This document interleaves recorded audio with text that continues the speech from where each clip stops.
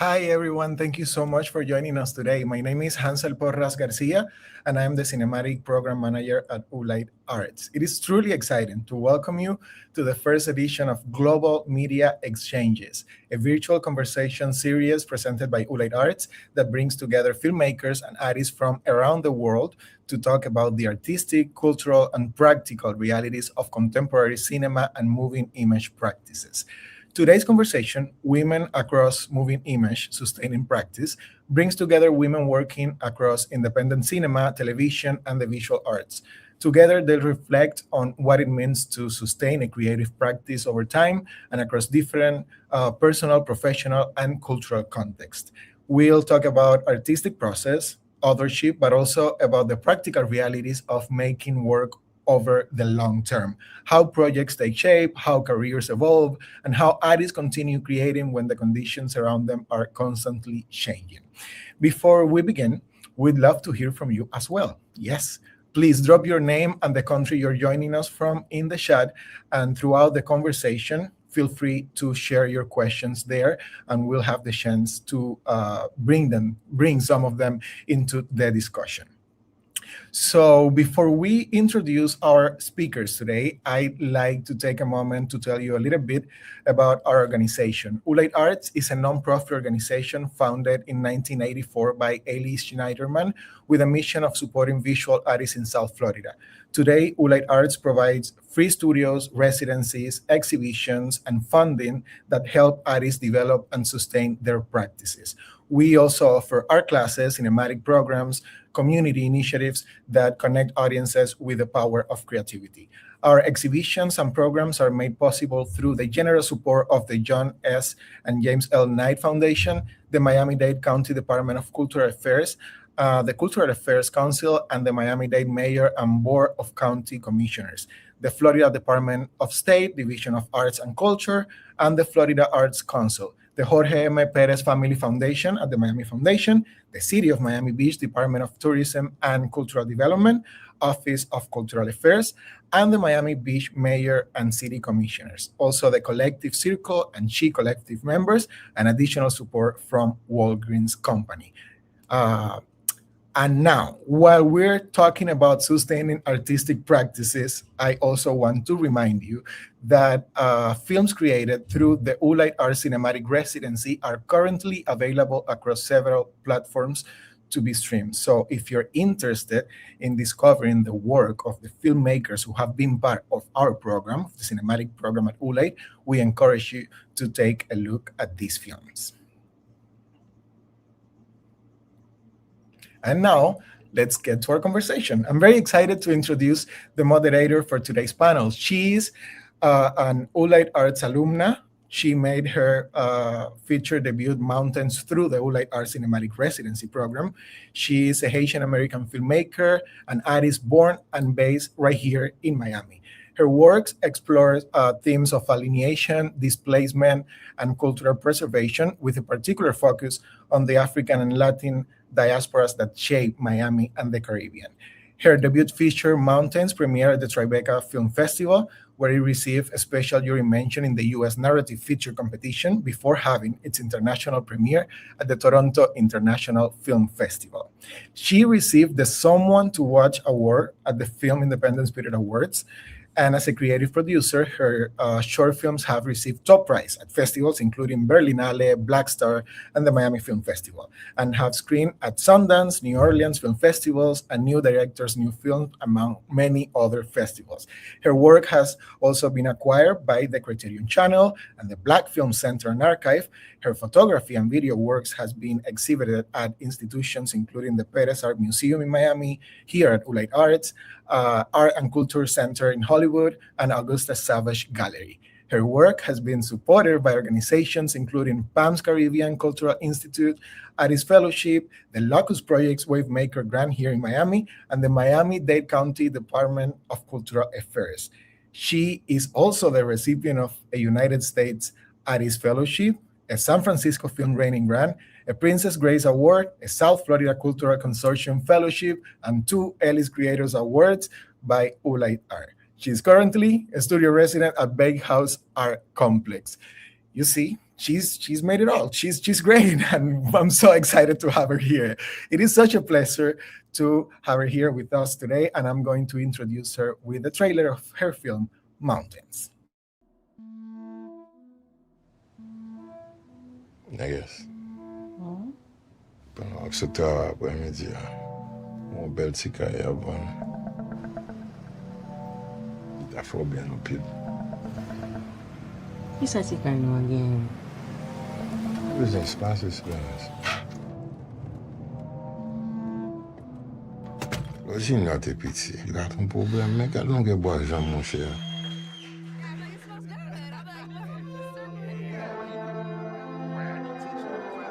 Pièce. Pour faire couture. Dans la salle, pour caresser votre 10 amis.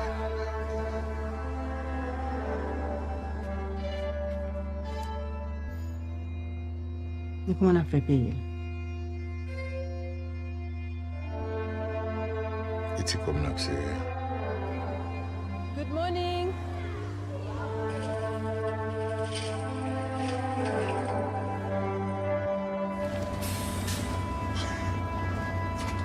Tout overtime m'a fait et pour gagner souvent c'est m'a fait.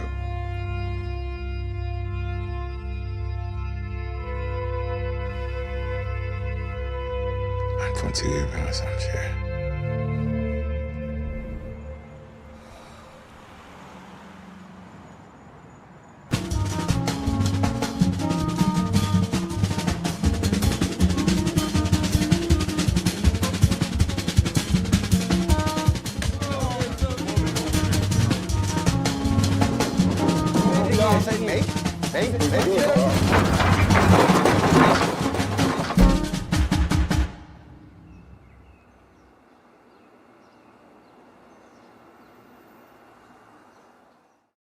Please, let's welcome Monica Sorel.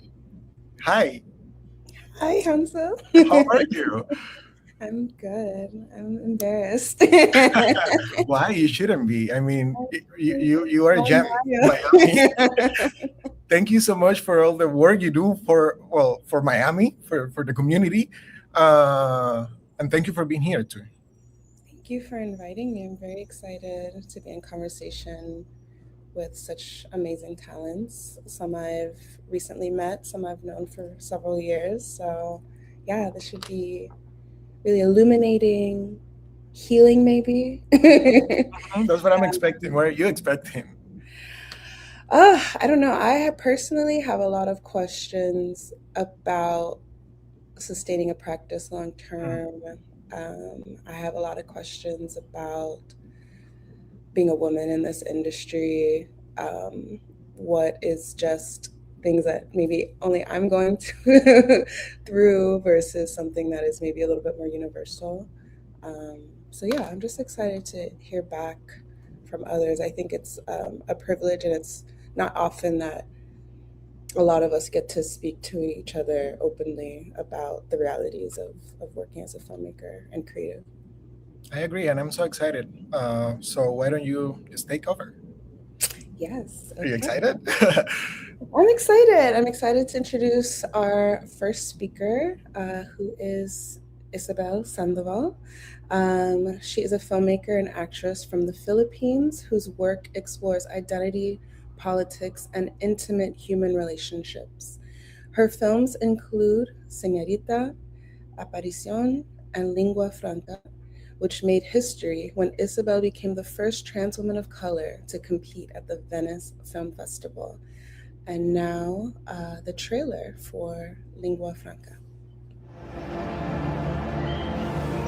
I will cover you with love when I next see you, with caresses, with ecstasy.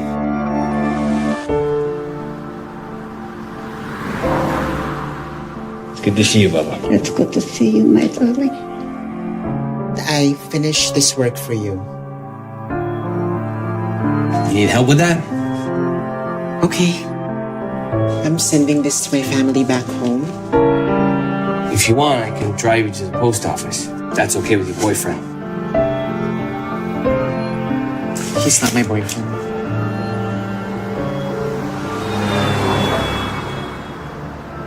You're safe now. You're here with me. You don't know what you're talking about.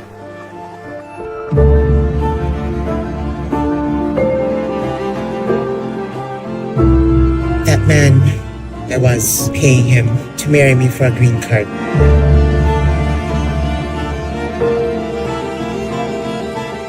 Gorgeous. I need to tell you something. It doesn't matter to me.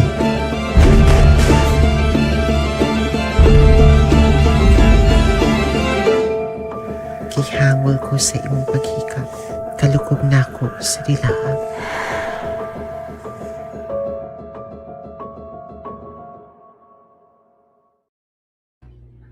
Okay, please welcome Isabel Sandoval. Thank you, Monica.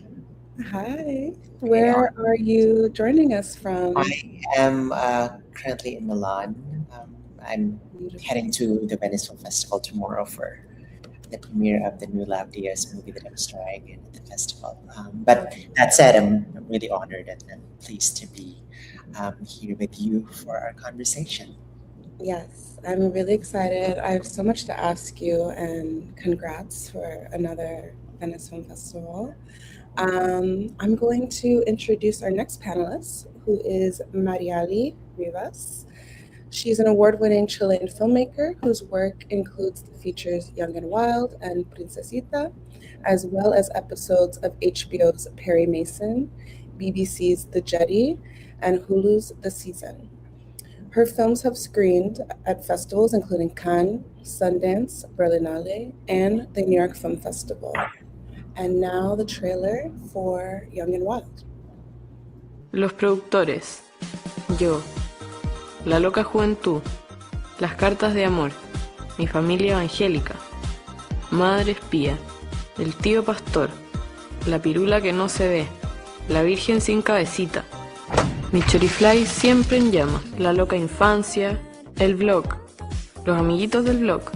Por el culo. Milagros de Jesús. El castigo. Amo a mi tía y su cáncer. Biblia, Biblia, Biblia. Sexo, sexo, sexo. Pete Montana. Mi hermana expulsada por fornicaria. Yo expulsada por fornicaria. Nosotras las fornicarias. El infierno no es una metáfora. El canal Evangelión. El varón de Dios. La linda linda del canal. Los canutos de 6 meses. Despreciados desechados. La Javiera Mena. El bikini de leopardo, vino y queso, más sexo y sexo y sexo. Santiago de Chiclets, el tráiler que plagiamos. Un film de Jean-Luc Godard. Mi gato, los videoclips del amor. ¿Me voy a bautizar? No sé qué es eso. Eso sí sé qué es. Como por espejo, oscuramente. La Maura Sound. Joven y alocada.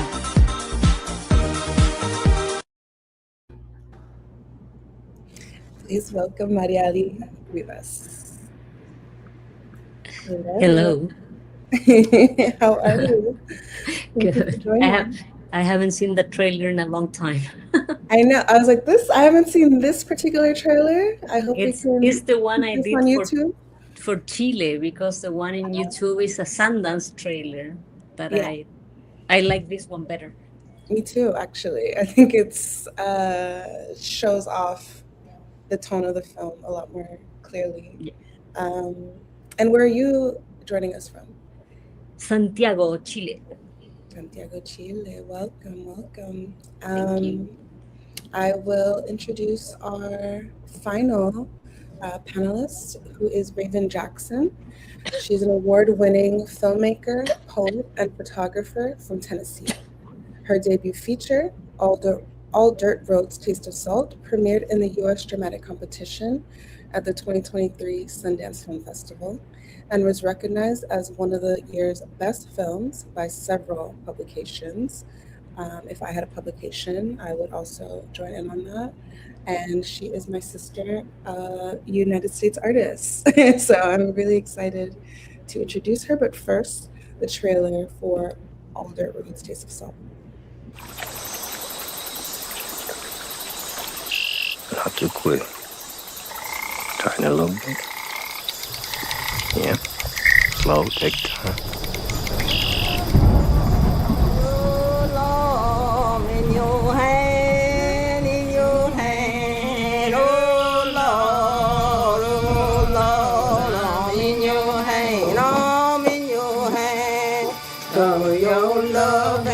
Take your time. Now. There you go, there you go, there you go.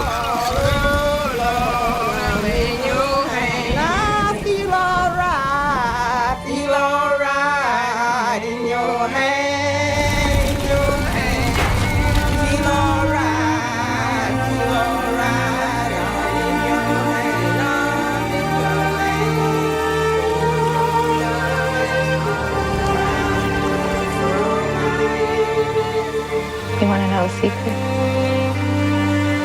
It doesn't end or begin. Just changes form.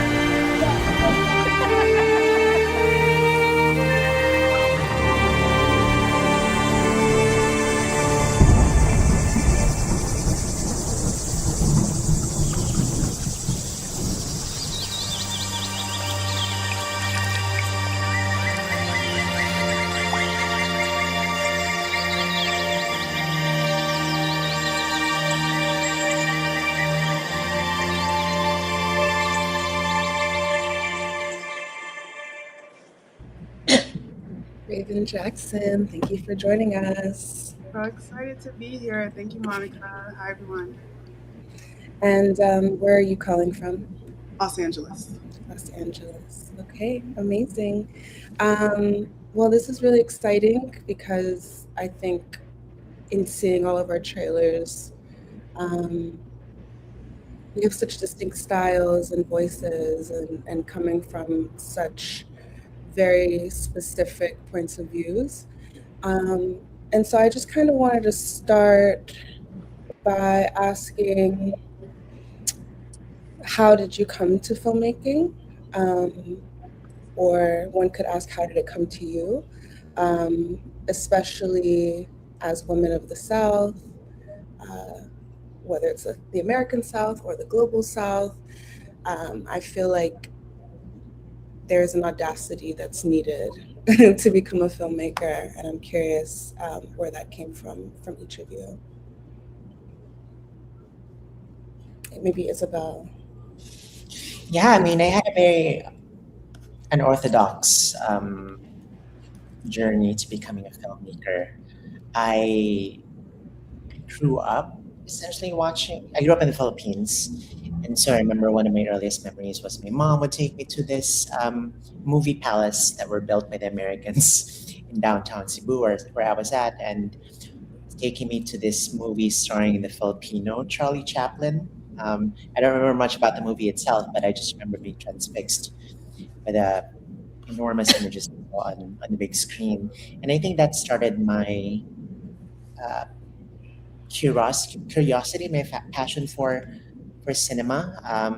Of course, watching mostly mainstream Filipino films, and then my taste becoming more discerning as I grew up. And when I was in high school, there was a proliferation of piracy, physical media piracy in Asia, in 2000. And I think that's when my sensibilities as a filmmaker started to mature, and that I became exposed through the works of world cinema, Kurosawa, Mizoguchi, Almodovar, Wong Kar-wai, and that's how I think my taste as a filmmaker emerged. I decided not to pursue filmmaking as a degree, though. I think because growing up in the Philippines, we were conditioned to think that filmmaking was not a viable professional career, especially knowing that a lot of filmmakers struggled for years without any guarantee of success, or at least putting food on the table. So I decided to pursue psychology for my undergrad, which came in really handy to developing characters and understanding their motivations that are sometimes very contradictory and ambivalent. And then I pursue business for my graduate degree, but I went to NYU. So I also took filmmaking and producing courses at Tisch. And so in between my classes at NYU, I would go to the different art house cinemas just around the campus, like IFC, Angelica, Film Forum. And then after I graduated, I got my MBA. I decided to take the plunge and make my first short, and shortly after, make my first feature. Both are titled Senorita. And just before we move on, I'm just curious, like, kind of that gap between being a cinephile and being a filmmaker. Like, what made you make that leap to make your first short? I think that impulse to become a filmmaker came quite organically, in that, when I would come up with ideas for my films, they don't come as words on a page. And they don't also just come as images, they come as scenes that I would then string together in my mind. So I would say that I'm an editor first and foremost. And the reason why I end up taking on the other creative roles in my films, like writing, directing, and occasionally acting in my films, is so that I can ensure that I have the raw material that I envisioned as an editor that I can cut when I'm in post on the film. And I think also the reason why I did not go to film school, besides the reason that I mentioned earlier, is I feel like, especially if you're going to film school in the US, where the cinematic canon is heavily skewed towards the Western white male, films, is that I didn't want to circumscribe or restrict my exposure, and I think the broadening of my perspective as to what constitutes cinema. And I think one particular film that was instructive for me was Jean Dillman, of course, by Chantal Ackerman. In that sense, that you're just observing this middle-aged woman going about her daily rituals for a few days.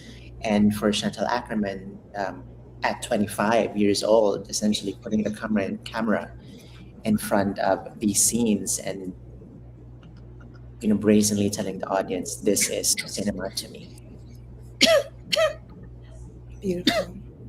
Mariali, I want to ask you the same question, how you came to filmmaking and where you had the audacity to pursue it as a career. Yes, I grew up under a dictatorship, Pinochet's dictatorship, so they closed all film school and murder or exile all the filmmakers. But since I was 7 years old, I always wanted to be. I declared at 7 years old, I'm going to be a filmmaker. If I tried to go back in time, I guess I went to a Waldorf school. This was the 80s. It was very punk rock for my parents to do so, because it was not in fashion. And I couldn't watch TV, so I went a lot to the movies. And I watch any movies, from Tarkovsky to Rocky. So this is why I always say my taste is the mix of European cinema and American cinema, both mixed, because I was like actively watching anything that came to me. And I guess as a queer child, that was a place where to find other universes, I guess, other stories. And then when I finished high school, they opened the first film school in Chile, but it was not recognized by the state. It was just like an institute type of thing. And looking back, the professors didn't know much because they couldn't make movies for 17 years. So it was kind of what they thought it could do, but they were very much hands-on. So I did a short film when I was in the second year of the school. And I didn't know at the time it was going to be the first queer film in Chile. It was a half an hour documentary, half fiction, half documentary, and that became really, really famous because I won a festival here in Chile, and I was a 20-year-old woman, and everyone was like, "Oh my God, she's speaking about this underground, dark world." Because in Chile, being gay was illegal till 1994, and I premiered this short film in 1996. So actually, it was quite complex to premiere it and all because everyone involved was very scared of what can happen to them. But from then on, I understood that if I had an issue on a question, an internal question, putting it outside me in the screen helped me understand something, or maybe look for answers by digging into the question, right? So from then on, because I was awarded the confidence of many people very young, I just said, well, I am a filmmaker, right? I wish I could have a study in the States. I went, I got a scholarship for the New York Film Academy, but it was not a good school either. So it's mostly self-taught everything. Now that I understand, I'm like, wow, now I'm going to university now to get a degree. And I'm like, oh my God, this is what university does. Like you read papers, you write papers. It's quite interesting and it expands your mind. But I went straight to doing. I didn't have money to study in the US in a good school. And I was waitressing there, and then 9/11 happened, so I'm like, I might as well go back to my country till everything settles down, and they offered me to direct commercials. So it was kind of, I had a name here, and I've never watched commercials because I didn't watch TV, but I thought, well, this is a way to be close to cameras. So I started directing commercials, and I was lucky enough to have a good run. I was like a leading director for many years. In Chile, you don't become a millionaire like in other places, but that allowed me to start developing my fiction and putting that money off the commercials into my movies, basically. And then I got an agent, and then when streamers start to happen, they did a TV show in Chile. I was part of the directors there. I landed the Perry Mason job. And from then on, I've been working all over in Asia and the UK and the States. And I'm currently developing my third film with a streamer. So it's that's the short version. Amazing. And before I move on to Reuben, I'm just curious. I want to go back to that 7-year-old queer kid watching films in the theater and declaring yourself a filmmaker. How did you kind of turn off the noise around you in terms of living under a dictatorship, your place in it as not only a young girl, but a young queer girl? I don't know what your family dynamics were, but like, what is it that made you feel confident in believing that filmmaking was something that you could do or pursue when you were older? I guess it was part innocence, that I didn't understand how it worked. So it felt like if I put my mind to it, I will do it. That's it. And then my family was progressive and very open to the fact that I was declaring that I wanted to be a filmmaker. They never said, are you crazy or no? They were like, okay, if you want to do that, do that. And then I went to a high school that was very kind of, everyone that go to that high school, you do good in the SATs, know how you say in English, I don't know how you say, and then you go into good universities. But for example, the director of that school, the principal, because I was the high GPA, I guess is the name, was the higher GPA that year with another 2 guys. And she's like, oh, well, you want to do cinema, ha ha ha, you're going to get married and the guy is going to sustain you. And I'm like, yeah, right. I remember I left with my mom laughing about this woman, but that was the set of mind. But in my mind, there was no possibility of not being a filmmaker. So I get that created the reality in a sense, the certainty, I never had a doubt in my mind about it for some reason. I guess family support. Yeah. Yeah. I mean, I feel like that trait is what makes a filmmaker. Just like that unwavering faith and belief in your vision, which is like incredible to see that grow into a full career. What about you, Raven? How did you come to filmmaking? Yes, and I love hearing everyone's journey. I came to filmmaking through writing.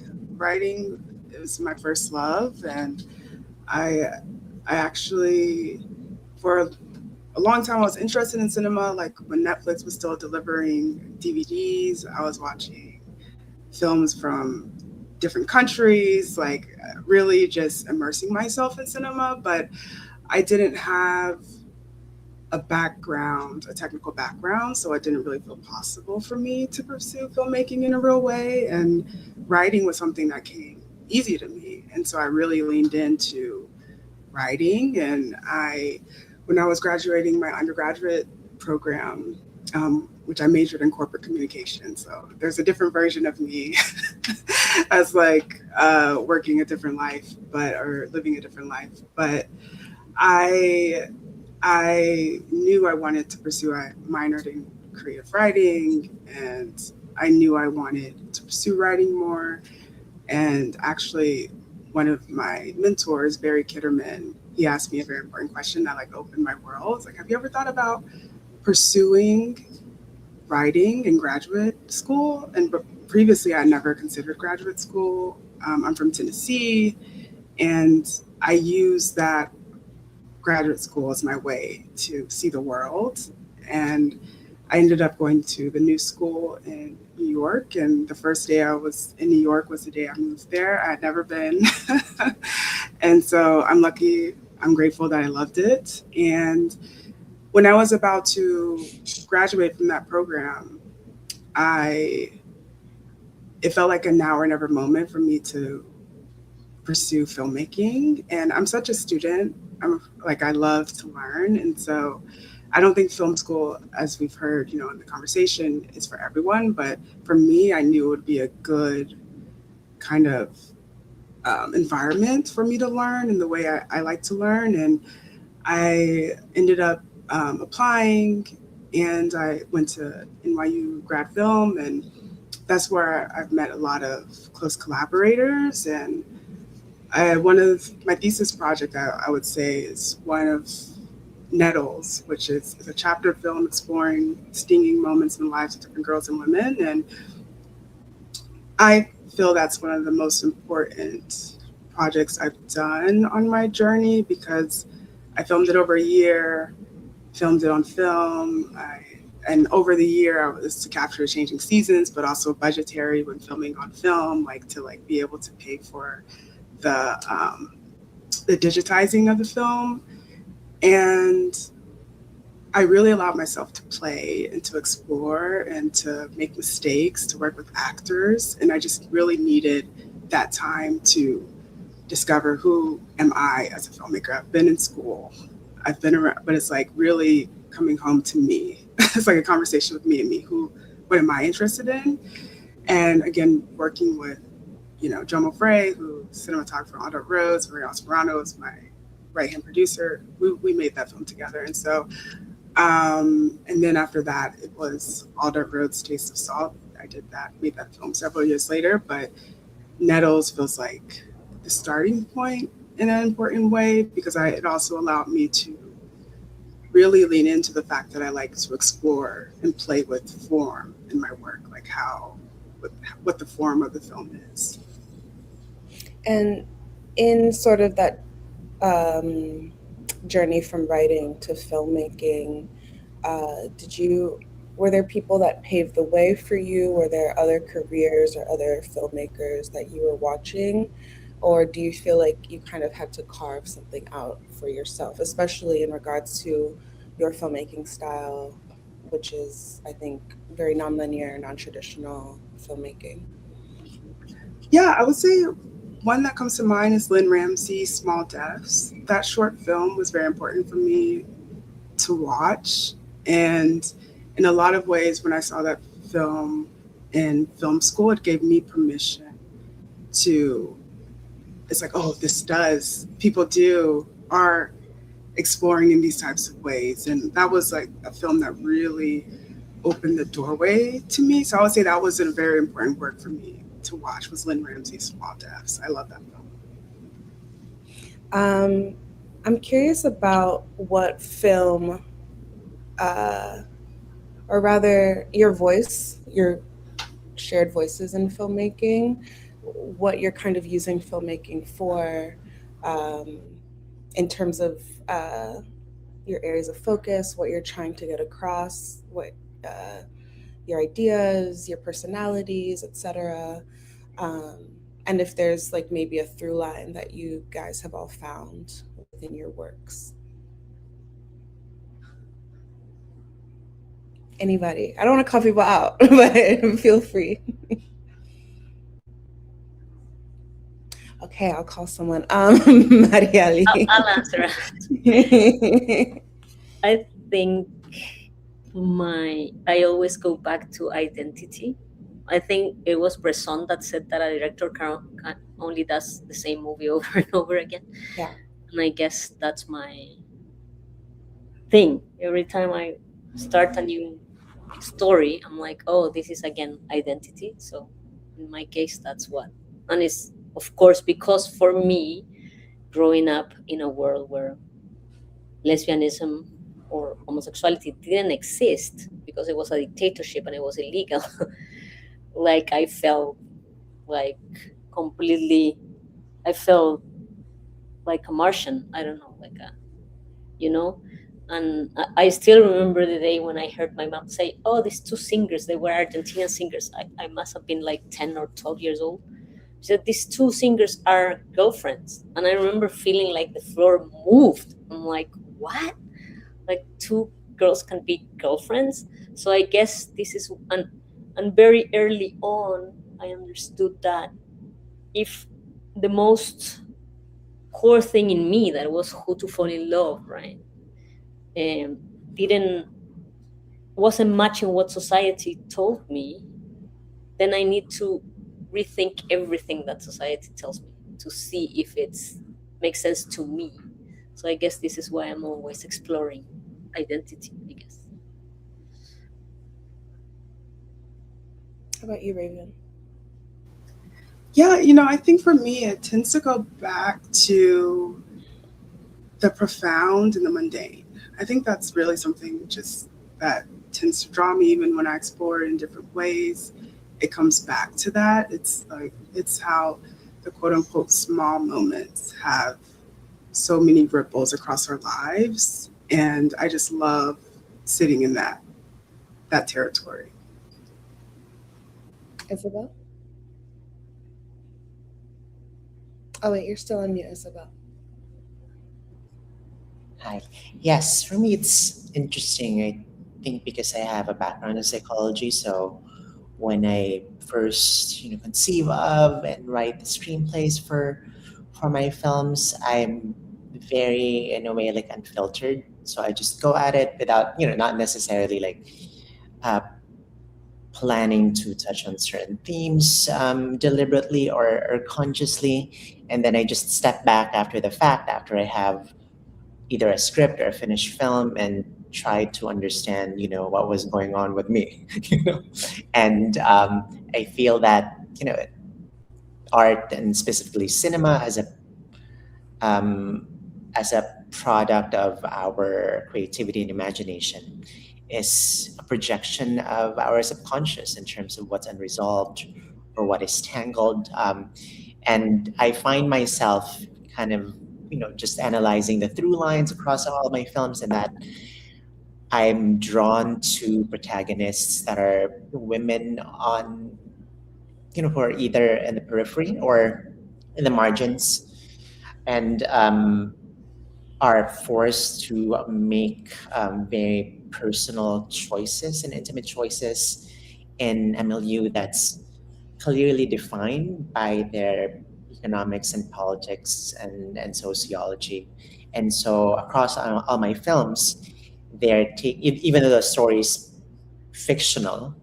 They take place in actual and specific historical moments, whether in the Philippines or in the US. Like Lingua Franca, for instance, my third feature takes place during the first Trump administration. I'm curious, thinking about identity, thinking about how a lot of you guys' practice are extensions of yourself or the things that you're obsessed with. I think that what our identities are unfortunately unable to be separated from the realities of the industry, which I think everyone knows is incredibly patriarchal, incredibly male-led for the most part. And I think we see that first and foremost on set. I don't know what you guys' experiences are with working a set that is not your own. But I think I learned, whether I was a PA or in some other department, like there are a lot of really toxic, destructive patterns that are almost celebrated or like permeated throughout the industry, as like this is what it is and you have to accept it. And I think that when I was making my first feature with my creative partner Robert Colomb, we were very much like, let's take everything we've learned and figure out how to not do that and how to create our own sort of production, our own set, our own rules. And so I'm just really curious on how you guys think about that, how you guys create a set. I think I heard a rumor. It's a rumor because I didn't look into it, but a friend told me that, like Mira Nair, for example, like starts every day with like yoga, or I think it was Chloe Zhao that starts with the meditation. So it's just like, I'm hearing about these women, these really amazing, powerful women that are like taking control of the set that feels like such a time crunch all the time. Time is money, and just like, removing that from their practice, from how their set is run. And I'm wondering like what you guys are thinking about in terms of, I guess you can say, decolonizing the set. I can go. I love this question.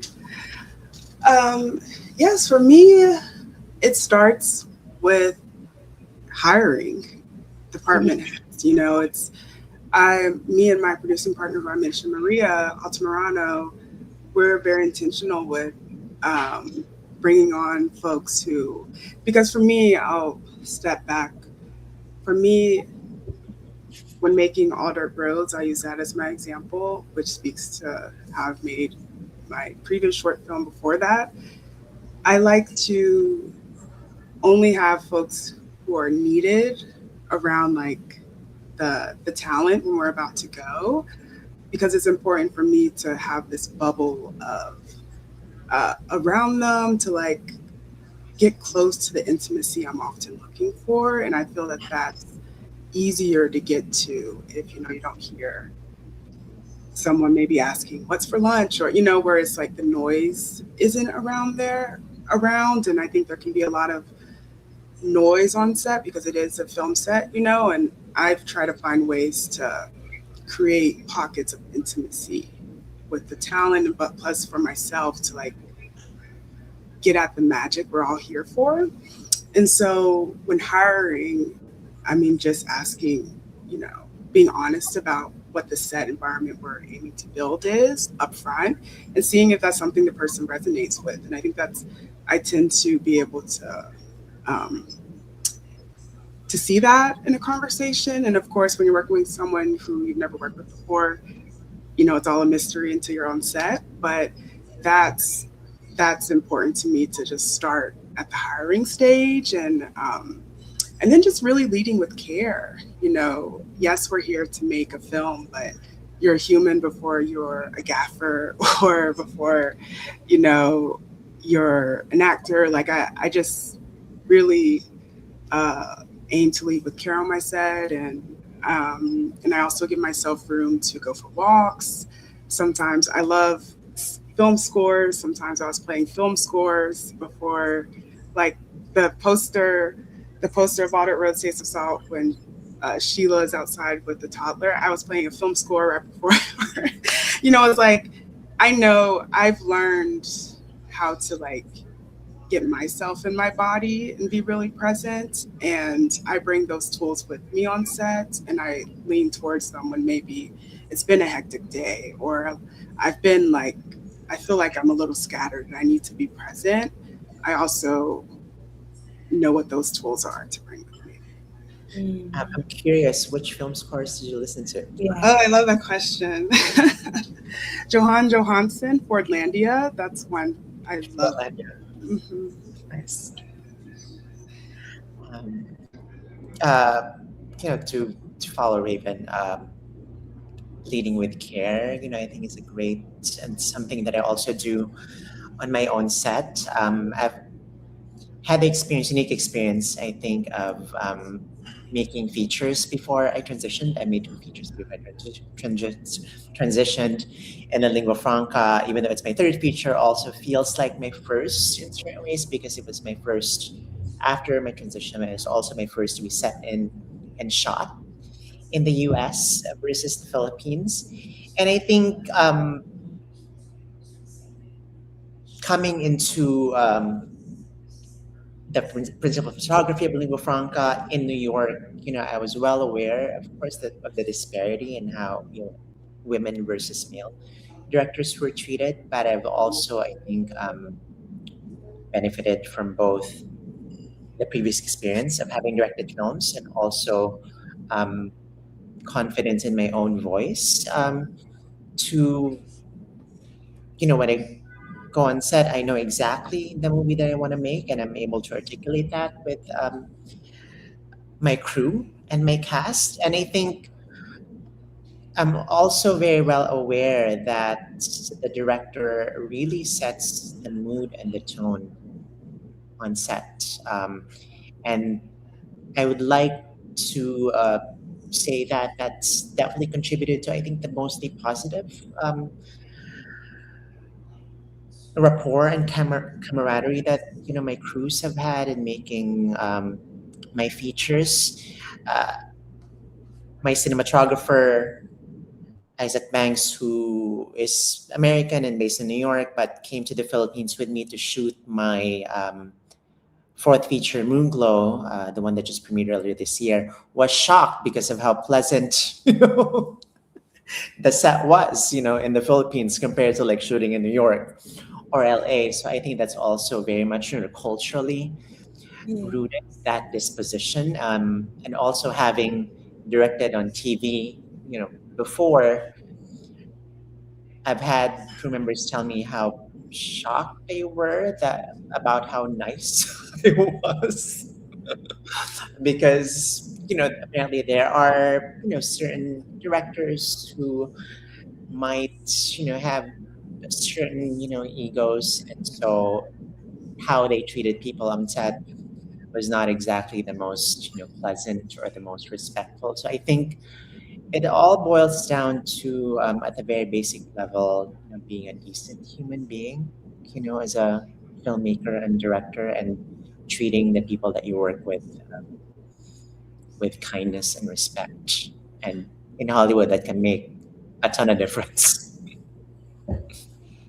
Marieli, you've done a lot of TV, so I'm just interested. I think I haven't worked in TV yet, so what Isabel's saying about how you have even created a pleasant atmosphere for people who maybe more so clock in and have dealt with different directors, and realizing that you do have sort of a power and a say on your set when you are there, how you can run the set, whether it's your script or your story or not. So I'm just curious, Marieli, about the same question, like how you create that dynamic, how you make it your own, and what do you like to keep and what do you like to leave behind?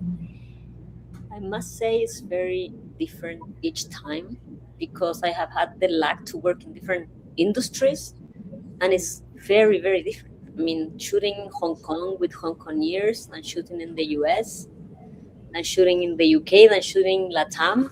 I have to be 4 different persons, and I'm a different person in TV than in film, than in commercials. It's like you need to wear many different hats.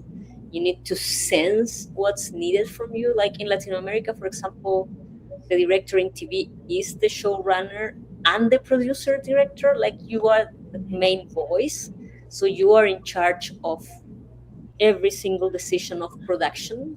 Is lays on your shoulders. You don't. There is no one above you to make the big decisions. So it's a very stressful position, in a sense, because it's less collaborative. It's not that all the other people are working, but the final decision is yours. So that is one thing. So there I tend to be more stressed, so more serious in a sense.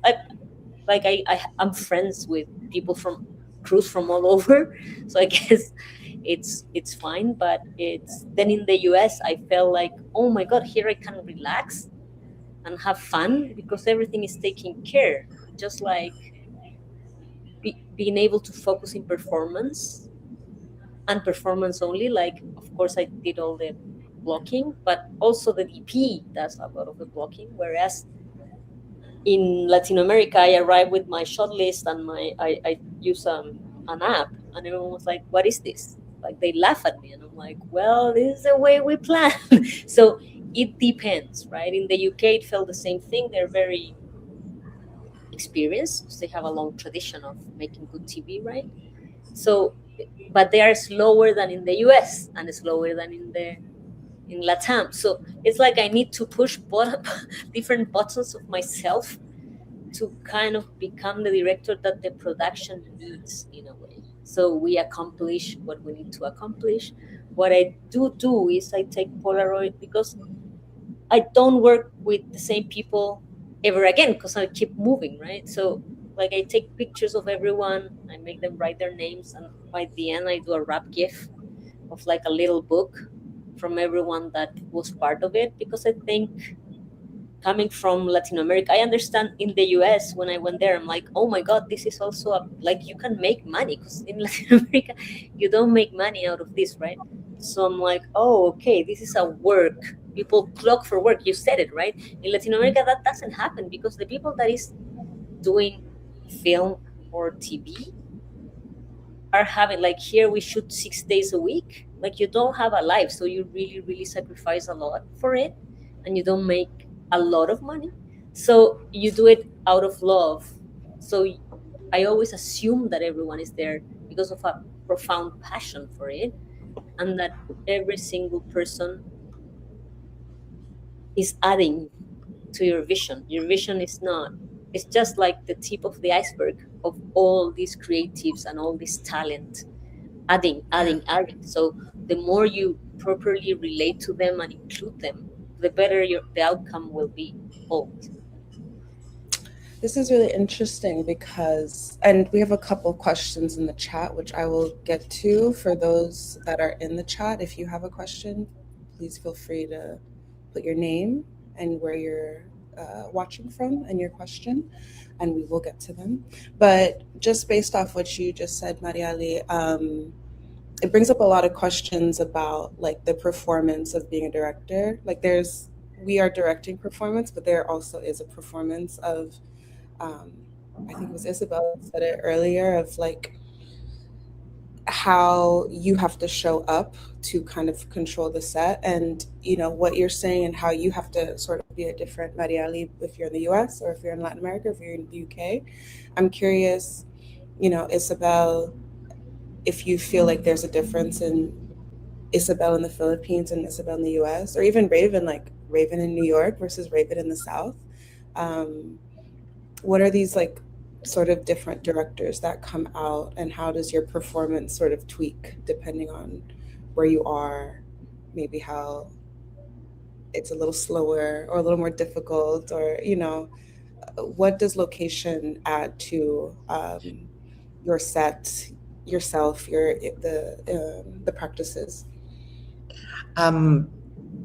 In my experience, to be quite honest, I think I'd like to say that I've had confidence enough in who I am, and that, being my most authentic self on set, across, the different projects that I work on, and whether it's an independent feature or say a streaming series, being authentic, allows me to be the best possible version of myself that I can be. As a filmmaker, I have a body of work, and they can, the people that hire me for these, projects for hire know what I'm capable of and my output in the past. And so I think that's just how I'm able to center, myself. I think having to, for example, finish an entire shoot day of different scenes, and like being also um, aware, on top of the budget and the scheduling is hard enough, that I can only really be myself, to get all that shit done, so to speak. Plus, I'm already acting, when I'm in front of the camera, that I just want to be myself when I'm Yeah, which behind is it. crazy. Like, how does that? I mean, you're also producing the films, and then you're editing the films later. So, how are you able to go anywhere and show up as yourself everywhere, but sort of like balance the or carry the weight of all of that? Yeah, I think it's because my mindset, and I think my philosophy, when it comes to filmmaking, is that and because I didn't go to film school where I feel like you are trained to, pursue a specific craft or a role, is that filmmaking to me is, not just writing or directing, but it's making the film. And that entails these different creative roles. And I take on the roles that I do because they are integral to my vision for the film, and to making sure that I'm able to translate what I've written on the page to what is projected on the big screen. And specifically when I'm acting and playing the protagonist in my films, I think of that as one less person to direct, actually, because I know exactly what I want out of myself, performance wise, and because I know how critical and vital the protagonist is, or the lead performance in setting and maintaining the tone that I want or envision for the film. So that's how I approach it. I don't necessarily compartmentalize all those roles so that they feel kind of overwhelming, to me, but they're just part of what my practice is, I think, as a filmmaker. I'm curious, Isabel, do you have like a transition ritual, or I'm curious how you transition from directing to being in front of the camera? Interestingly enough, I feel like I'm always in this kind of zone when I'm on set, and that I I feel the most alive and the most vital and prolific when I'm making art. And so, yeah, it always, I think that moment starts when I'm about to start the first day of the shoot until the very end of principal photography. And then once we wrap, that's when I feel the exhaustion just take over my body, and I feel it in my bones that I would need to take at least a week or two to decompress, ideally alone, and not have to deal with any person, because I'm really an introvert. But I have to be on, when I'm making a movie, and the adrenaline kind of just runs out at the end of the shoot.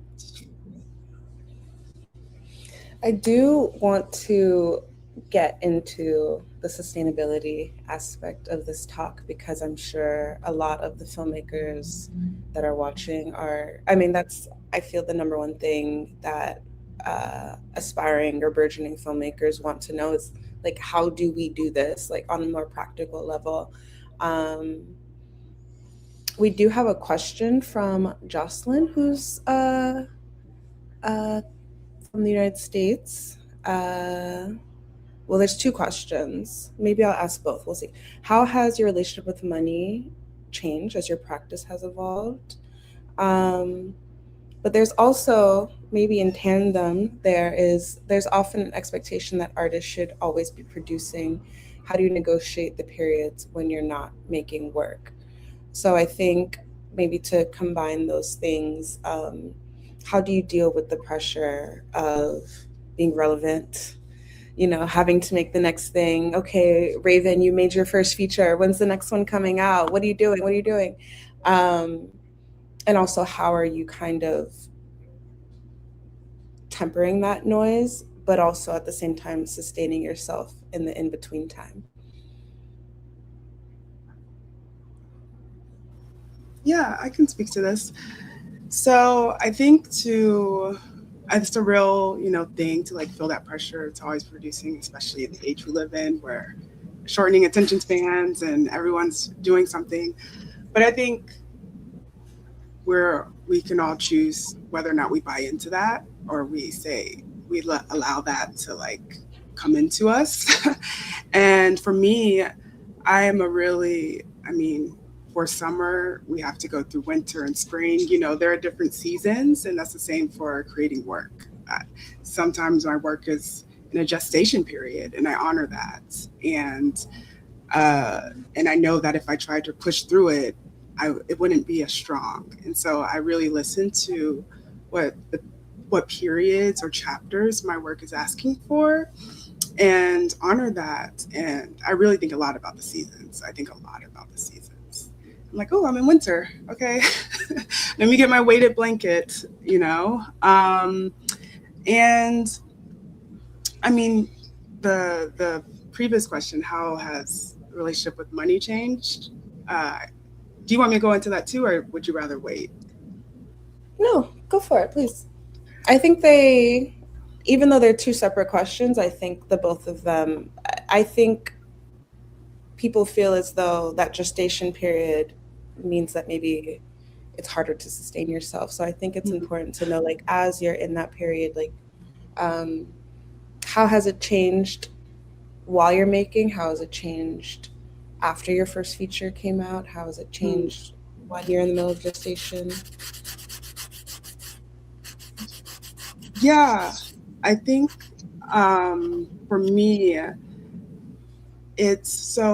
I think how you're sustaining yourself is going to look different depending on what stage of your career you're in. And of course, we all have individual journeys. And I think that's a big part too, to just sit within, is that we all have individual journeys. I think sometimes it can be easy to compare, like, oh, this person is parallel to me and they've done this or that. I found that to be really important in my own journey, to recognize I have my own. But when I went to film school, I learned how to do sound. I was really good at sound. And so that was how I was sustaining myself for a while. And I also write. And so that's also how I sustain myself. And I've done, as Monica mentioned, we both, the USA Fellowship, like being aware of opportunities that exist. And that's when you're recommended for, but there's a lot that you can apply to. And of course, they're competitive, and there's going to be, there can be some no's, but it only takes one yes to potentially change, a lot for your project or your career. And so I think knowing what's out there is really important. And also just hopefully, maybe turning to the skills you have that aren't necessarily directing if you want to direct right now, but they kind of, when I'm doing sound, I can hear, when I was doing sound, I could hear, how the actors or how the director's speaking to the actor. I'm still in it. And so I think those are are helpful opportunities for a lot of reasons. And I also think even if you have to turn to something that's outside of film, there's no shame in that. There's no shame in that. And I think that's something that is easy to place on yourself, but there's no shame in taking care of yourself. That's a big part of the journey of a filmmaker, is figuring out how to take care of yourself. And I'd also say, to finish, is learning about money, like spending the time to learn about money. And I think sometimes we're sold the narrative of the starving artist, but figuring out ways to, what is your relationship to money? Where can I potentially heal if that's needed, my relationship to money? And because I think the more there's like a stable foundation beneath you, the more you have the energy and the life force to, put into your work. Yeah. Monica, I'd love to hear your thinking and perspective on this question as well. I think Raven had your features come out around the same year, I think, right? Yeah. All the Girls, Jesus. Yeah. Yeah, I mean, I think last time we all spoke, we talked about the strikes being kind of a factor, especially for me. Raven already had distribution, but I was searching for distribution while it was, in the festival circuit. And so I just kind of saw how the industry was changing anyway, and how people who have a lot of features under their belt are facing the same issue as first-time directors. And so whenever I would hear people like, all right, where's the next one? Do it. I'm like, I don't really see the need, because I don't think that, at least from a financial standpoint, I think like the industry is sort of in the gestation period anyway. And I think this is a good time to like actually be mindful that this is like a good time to create something that you really love, create something that you can really stand behind, that your name can stand behind, that has longevity past what it does at the box office, or where it ends up, because who knows anyway. So I feel like it kind of changed my mindset and alleviated a lot of anxiety. I think a lot of people have a lot of anxiety around where the industry is at right now, and I feel like for me it did the opposite, where it's kind of like, whatever, who cares? And so I'm enjoying the time to create meaningful work and, put it out as I please. And I've also, I did a writing residency last year, where I got to speak to Deborah Granick, who was the director of Winter's Bone and Leave No Trace. And there are like, I asked her the question as well. I mean, I think between Winter's Bone and Leave No Trace, I think it's maybe a 9-year period between those two films, but they're both amazing and they're so strong. And I asked her, like, how does she deal with that incessant sort of need from people to make a film a year or make a film every 2 years? And I think she had like just a very similar, it's like it comes when it comes. And I think there's like a relationship to time that a lot of us, I don't want to say a lot of women, but that could be a part of it, don't have. Like, I don't think we necessarily find value solely in our work. Like, we're filmmakers and we're also these other beautiful things. And I think in regards to money, what Raven said, I think we also have different practices, and having those other practices, I don't know, Raven, did I see that you have a photo show coming out, or? Oh, with something online, it's happened, but yeah. Okay.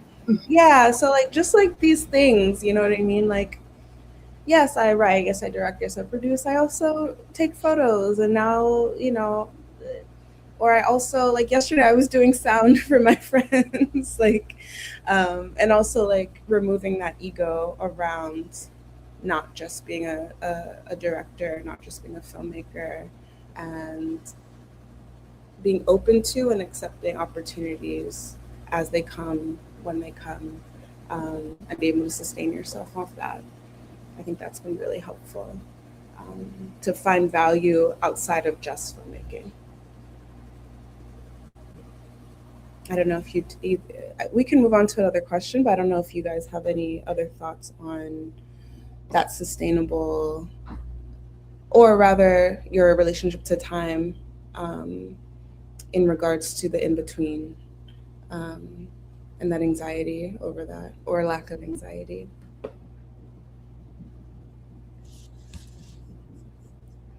If not, You we go, have. Isabel.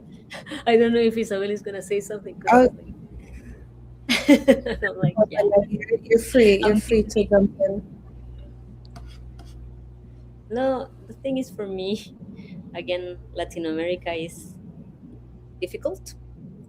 We don't have money for films, so I always did other jobs, which luckily for me was directing as well. But I didn't like commercials. It was kind of killing my soul daily. But it was the only thing that I could see, because was either directing commercials or directing telenovelas, which I didn't wanted to do before streamers happened.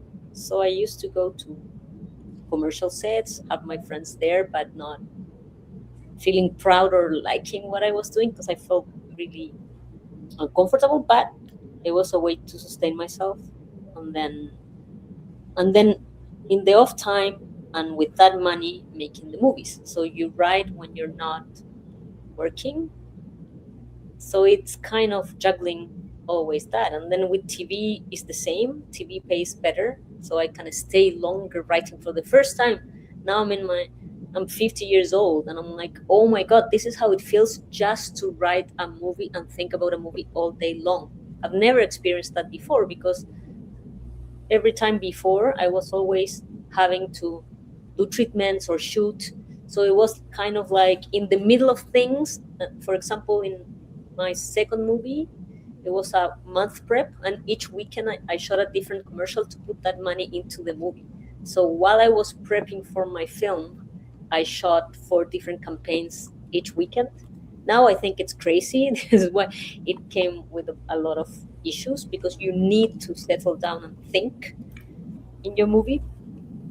But you have to find a way. My wife is a producer, but she used to work from 7 a.m. till 5 p.m. as a coordinator in a university of health, like something completely different. And then she arrived home at 6:30, and she started working as a producer and getting the money to produce her films. So it's like you do whatever you have to. This is why I very connect what we do. Like, you cannot do anything else. If that is how you feel about movies, then you have to do it, or else you cannot leave. So you find ways. It's exhausting. It's mostly holding 2 jobs in my case all the time, but it's also beautiful and fun. Yeah, I can. Now I'm finishing my degree, because I think, what I'm gonna do when I'm 80 years old and no one wants me on a set, or my body cannot be on a set? Well, I might as well teach what I know to the young generations, but I need a degree, so I'm going at night to school to get a degree, because I keep, like, if I imagine myself not working, I'll want to die. So I'm like, I have to find ways to keep existing as a filmmaker, whichever form that takes you. I have so many questions, but I know that we only have 15 or so minutes left. So Hansel's going to help me by putting some questions on the screen. Hopefully I can jump in and ask some of the questions I have afterwards. But we have at Berivandal, when we're expected to, I think this is 2 questions. When we're expected to create our own opportunities, writing, producing, and directing our own work, etc., how do we prevent that additional labor from becoming the very thing that makes a long-term directing career unstable? I think, how do we prevent that additional labor from becoming the very thing that makes a long-term directing career unstable? How are you guys taking that question? Do you feel like you understand, or?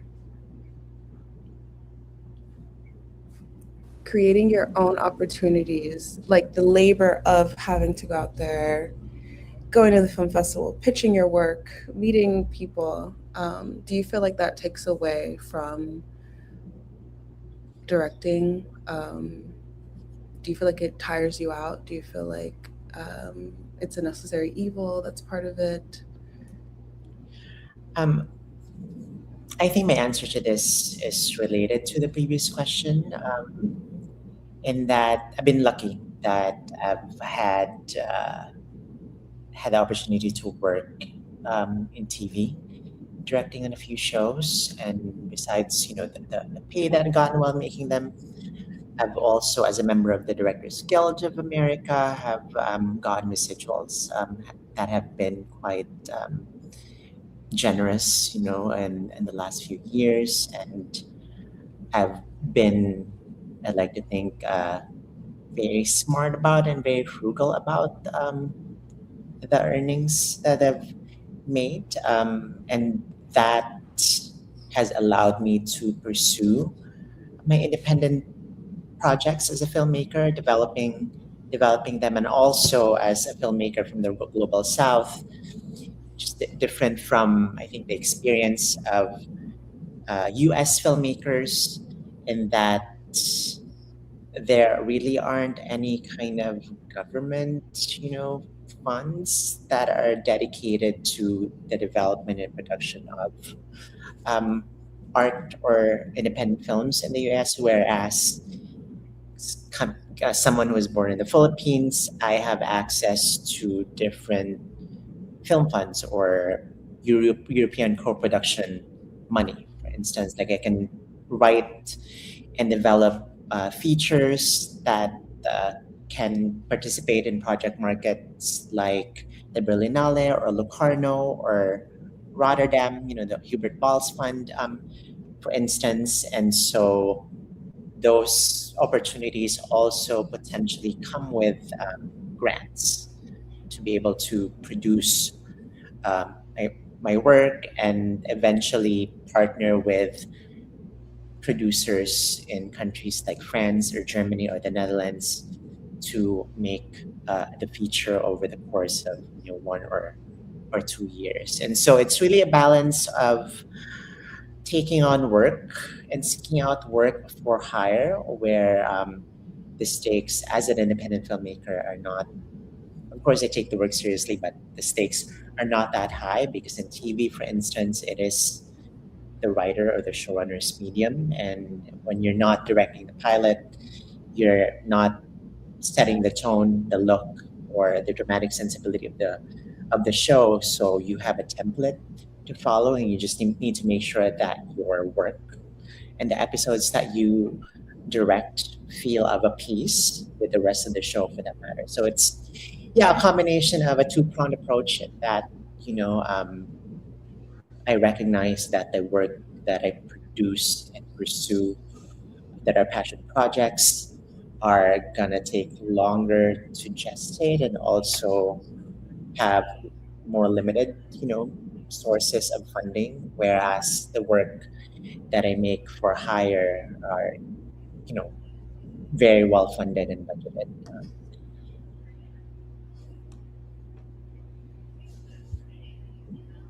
You have a good point with residuals in the US, because it only happens in the US. It doesn't happen anywhere else. In Latin America, you don't get residuals. In the UK, you get a tiny bit of residuals. But in the US, you get really good residuals, so that allows you to sustain yourself as well in TV, right? But it's nowhere else in the world, by the way, just for everyone to know. And I was especially lucky that the third TV show series that I worked on was Summer I Turned Pretty on Amazon Prime, which is a huge hit, global hit for Amazon. Can you talk about, for maybe those that aren't aware, like what are residuals, and for a show that's like on streaming, potentially like how that works? Is it like per click? Is it different for every production? Residuals are essentially royalties, and different I think above the line cast and crew get a certain share of the royalties from the show, and that comes after the initial airing from the different streams that they are shown on, whether it's VOD or different territories. For instance, and really, I didn't realize that was just very specific to US. Is DGA fought for that? This is why guilds are so important.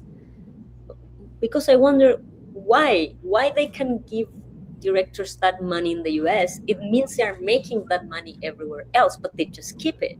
And because there is not a guild fighting for that, all that money goes to the original, I don't know, investors.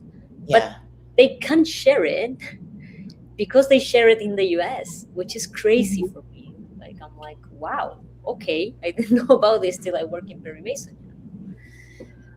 Yeah. Are there no guilds in Latin America? Not really. They are not as strong. They are not residuals. They don't give you residuals. You don't own anything of your work, not even the movies, because for the government grants, you need to sign away your rights to the producers. So you don't own, I don't own anything. Yeah, and besides residuals, I know that from the most recent strike, a few years ago, one of the points that the DGA was fighting for on behalf of its director members was, for instance, getting paid during the development, phase of a feature or a TV project that the director is attached. Raven, before we go to the next question, I think you wanted to add something. Oh, yes. And I also want to say, Mariella, you'd be a great teacher. So that's exciting that you're pursuing that. I think to the person who posed the question, I feel I don't know, I'm unclear what type of project it is, but I'm going to speak from the feature perspective, that if you can find a producer who, of course, you're still going to be the leader with the project, you're still going to, have to talk to people, but also talk to people in your own way. I think it's important to allow yourself to move through this industry in a way that resonates with you. Even though I think it's put on us that there's a standard way to be in this industry, I feel it's important for us to make how we move through this industry work for us, and for me, when I'm in maybe a networking event, I'm not bringing graspy energy, like, what can you do for me? It's, who are you? I'm curious about you, and maybe there'll be some type of resonance here, and if not, that's okay. And I mentioned having a producing partner because I find having someone in earlier stages of a project who can be in the trenches with you is so helpful, who you can spitball ideas off of, who can maybe go to events with you, and who could take some of the weight off your shoulders. It's hopefully, if you're able to find a producer who you like as a human, you like both on and off the set, and who can be a creative partner, then some of this weight you're feeling can be shared. It is true what you say, you cannot force relationships. It's like, because everyone feels if you just want to use someone else, they feel it, and no one likes to be used, right? So you need to express, as Isabel said, she's confident in herself and she displays herself on set as she is, so who she is. This is the same thing when you go to events or you meet people. It's like you need to trust that maybe you're gonna connect, and some people is gonna like you, some people are not gonna like you. That is life. And then you're gonna find your collaborators, the people that has the same interest and that wants to support you and go in a journey with you, right? We have time for one or two more questions. We have something from @SoundSignals. Can you speak about how AI plays a role in your work, if at all, or how you see it shaping other works? And how do you think it's shaping contemporary art and filmmaking today? Speaking of the strikes, I think that's a poignant question. I don't know if you all are feeling what your thoughts on AI are, or if you're feeling any pressure to use AI in your work, but just curious how AI is coming into your practice, if at all.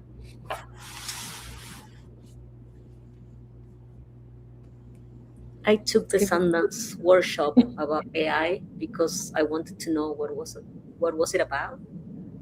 I was quite surprised that some people were very knowledgeable and did some things that I'm like, oh my god, this is so dangerous. They did like little short films that look good, not AI, right? But I'm very worried. I mean, our medium is quite expensive, right? But it employs hundreds of people. So if you start replacing technicians or people from all departments, I think it's heartbreaking. So I really don't like it. Sometimes I use it on my desk for a few little things because I think you need to learn, understand what can be done. But I hope it just stays as a tool of post-production, so it doesn't really change the landscape. But I'm guessing maybe young people that are not connected, maybe they can do fantastic work. I hope it becomes another type of art in a sense, because maybe there is something to explore by other people in there to generate something new. But replacing people that have devoted their life to this craft, I don't think people is replaceable. Like everyone does a lot for the movie or the TV show, like each individual with their talent and their humanity. That's my vision. Raven or Isabel, do any of you have any thoughts? Love that. I think they are like, I'm not gonna touch that. It's tricky thing. Yeah. Okay, so we have something from Carmen Pelayas. Shout out to Carmen Pelayas. What art or thing is inspiring you in this moment?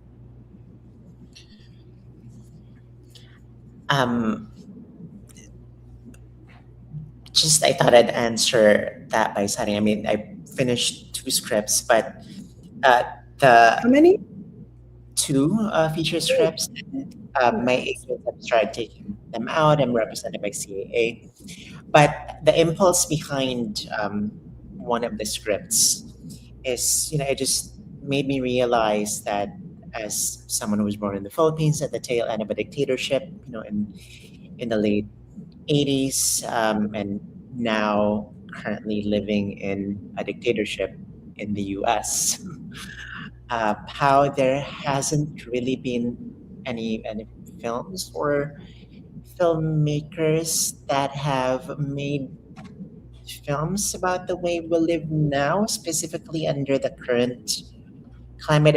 I'm talking about fiction and narrative features, because in the 70s, in the Philippines was under martial law. That was actually one of the most fertile periods of political cinema in the Philippines at a time when artists and especially activist filmmakers were truly repressed, and suppressed by the government, and even countries like Romania, for instance. I think Romanian filmmakers have been their most articulate and uncompromising during a time of real government repression. And so that's why I made this recent feature that I just finished writing, drawing inspiration from political cinema of the different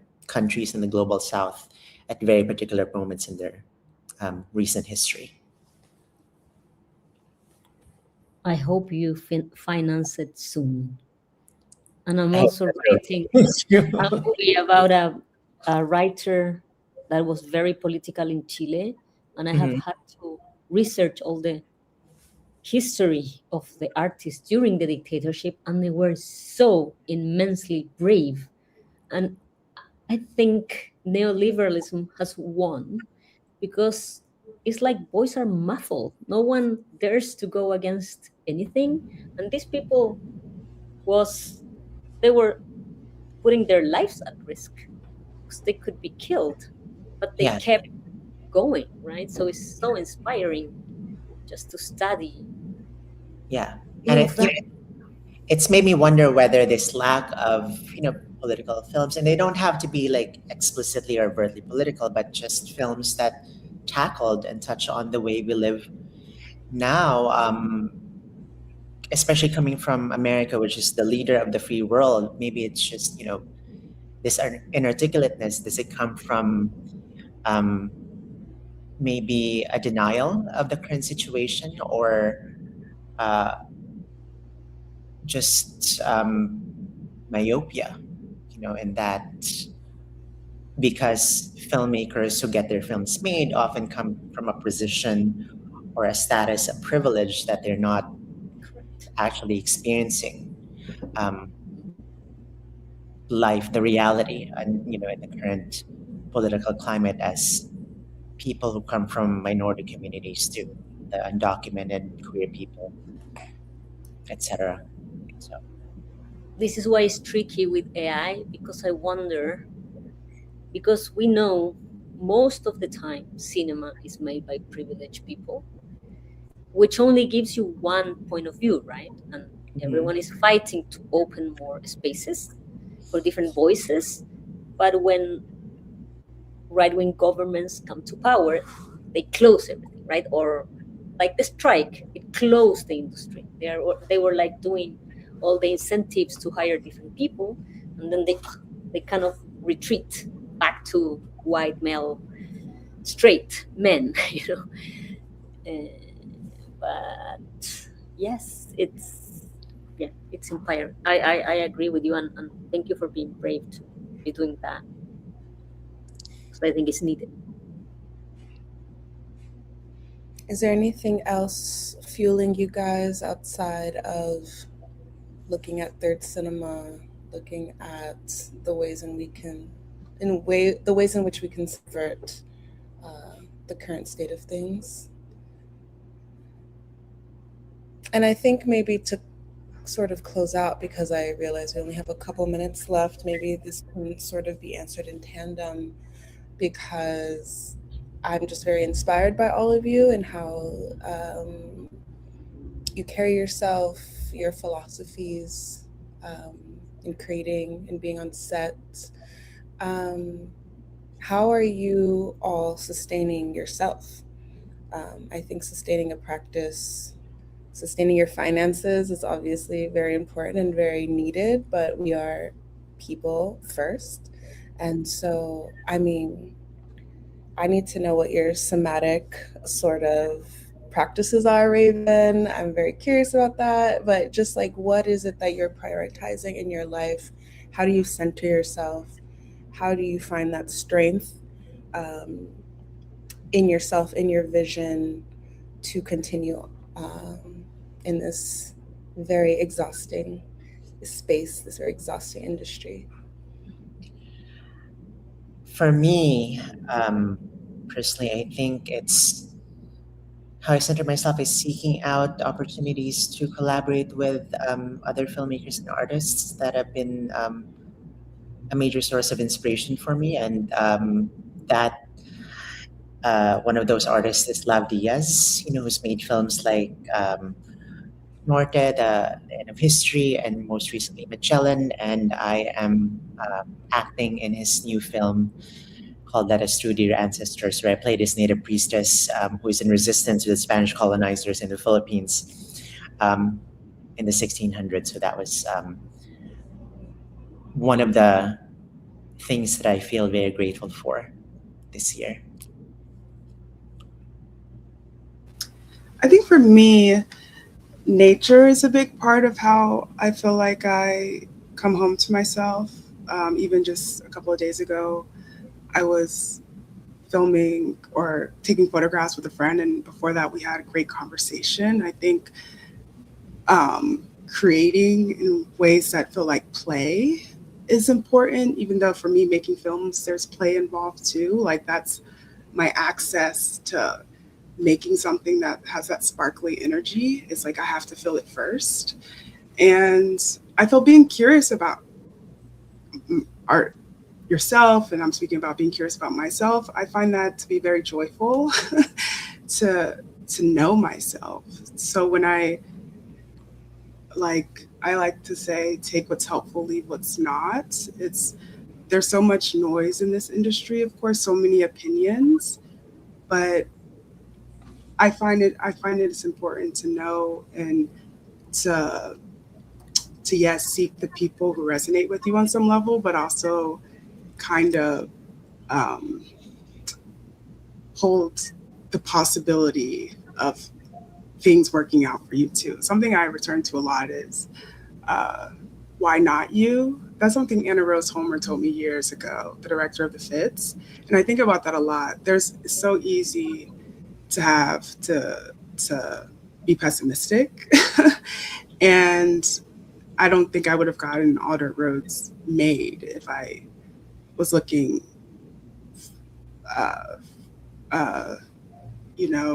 outside of myself a lot for people to tell me you can make it. Like, I had to stoke that fire for myself. And so for me, that speaks to, yes, of course, building community, but also being curious about yourself and knowing yourself, because that's how you find the right people, because they're resonating with you. That's how you find the right projects, because you know yourself and you know what resonates with you. And that's how you know what you need on set. There's so much that comes from knowing yourself. And so, yeah, I just leave that and let it be joyful, hopefully. But it's all the things. Maria Ali? Well, I train every morning. I do my 3 gratitudes every morning. I walk in the sun daily with my wife. I care for my nephews and nieces because they bring me joy. And I find collaborators that align with me, because then you have a continuous conversation. Writing a movie with a writer that we really understand each other, so it's fun. And then I seek out for producers, executives that I like, and it's a privilege, and it's fun, and it's beautiful. And yes, you need to be positive. You need to have faith, blind faith, that it's gonna work out somehow, even though it's very difficult. I developed a movie for 6 years with 2 different streamers, and they never greenlighted. But I thought, well, this broke my heart, but here comes the next. And now I'm writing a new movie for another streamer. So you need to keep going. I talked to my best friend. He's doing his second movie. He did his first movie, went into Cannes, won FIPRESI. He was being an editor for years and years and years, and he was obsessed. He took 10 years to make his first movie. And now his second movie is huge. And he speaks to me every 2 days because he's only shot 1 movie, right? But we say, just keep going. We're like athletes. You're training for the Olympics. You need to do a practice daily. You need to read books. You need to watch movies. And you need to find joy in it, though, right? Not only effort. Because if you love it, it comes to you naturally. That's it. What about you, Monica? It's so hard for me I'm like not a routine person, but I'm trying to build that. I remember being in a workshop with Gina Prince Blythewood, and she was like, I work out every day after set. Like, she's an athlete, you know what I mean? So she kind of treats her body and her work as though she's an athlete. And I think that's amazing to be able to take care of yourself in that way in order for it to show in how you show up for the work. For me, I'm trying to develop those practices. I'm trying to find a somatic therapist because I'm very much always in my head and I need to get out of it and feel. Um, I think outside of that, I just enjoy, like you said, Marielle, I love long walks. I love being in the sun. I love I love finding other ways, as you all have said, to create with my friends. I am lucky to be in a community of creators in various mediums. And so that might be a photo walk, or that might be creating a community event, or that might be even just in watching TV, but like, you know, sort of getting into it and finding the subtext to something as simple as a music video. Like, I love doing that. I love, working my mind with my friend. I love being in community with people. And I feel like, especially being outside of industry hubs, outside of LA or New York, I think it's community that sustains me the most. And I'm glad to be in community with you guys now. I feel like I've learned so much, and I'm really sad that unfortunately we have to close our chat out. There's still so much to talk about, but I think that this, maybe Ulite will bring us back. I think there's a lot more to dissect and to go into, but in the meantime, I just want to thank you guys for your time, for your insight, for your beautiful work, and for creating the conditions with love and joy and beauty to continue to create such amazing work. So thank you all. And thank you, Monica, for doing a wonderful job moderating this conversation among the forums. Thank you. Yes. Thank you, Monica. This was a great conversation. Thank you for everyone who is in the chat for cheering us on. Thank you for your excitement and your questions. And thank you, Hansel. And thank you, Ulite Arts. Thank you, Monica, for moderating the conversation. Thank you, Raven, Mariali, Isabel, for your experiences. It's been really an inspiring conversation, and I'm coming in to close it up. But I want to say, as a queer filmmaker myself, like hearing from women experiences in the industry, it's been really inspiring. So thank you so much for doing this. Thank you, Monica, again. Thank you to all who joined this conversation, and I hope you join the next Global Media Exchanges. So stay tuned. Bye. Bye.